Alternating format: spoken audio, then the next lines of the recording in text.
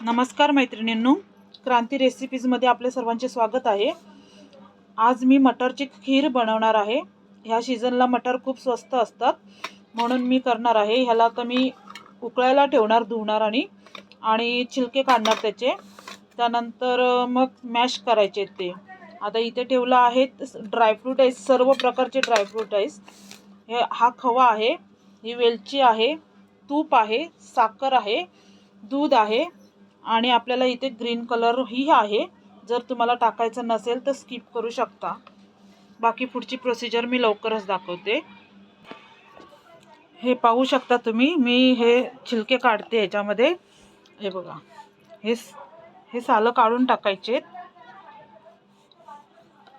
आणि मग त्याला मॅश करायचं आपल्याला।